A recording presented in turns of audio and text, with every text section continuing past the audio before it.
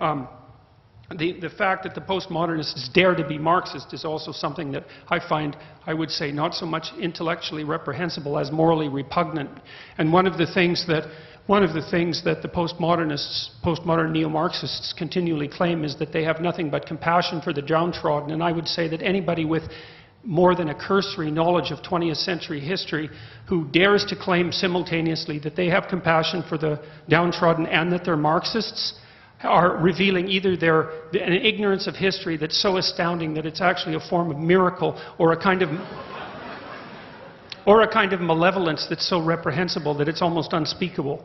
Because we already ran the equity experiment over the course of the 20th century, and we already know what the Marxist doctrines have done for oppressed people all around the world, and the answer to that mostly was imprison them, enslave them, work them to death, or execute them. And as far as I can tell, that's not precisely commensurate with any message of compassion. And so I don't think that the postmodern neo-Marxists have a leg to stand on ethically or intellectually or emotionally. And I think that they should be gone after as hard as possible from an intellectual perspective, an informed intellectual perspective. And this is fundamentally a war of ideas.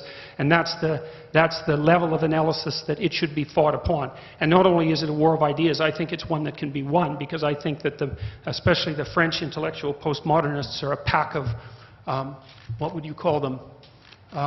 Well, we could start with charlatans. That's a good one. Pseudo-intellectual would be good. Resentful would be another. And then I would also consider them they're highly deceptive in their intellectual strategies, because almost all of them were Marxist student intellectuals, and they knew by the time the Gulag Archipelago came out, and even before that, that the nightmares of the Soviet Union and Maoist China were of such magnitude that they had completely invalidated any claim to ethical justification that the fundamental Marxist doctrines had ever managed to manifest. And so it's a no-go zone as far as I'm concerned. Intellectually, the game's over. We've already figured out that there are finite constraints on interpretation, and we also understand why those exist and how they evolved. And from the perspective of political argumentation, there's absolutely no excuse whatsoever in the 21st century to put forth Marxist doctrines as if they're the bomb that's needed by the compassionate and the bomb that's administered by the compassionate to the downtrodden. Sorry, tried that, didn't work. We got 100 million corpses to prove it, and that's plenty for me. And if it's not enough for you, well then you should do some serious thinking either about your historical knowledge or about your moral character. So that's the first thing.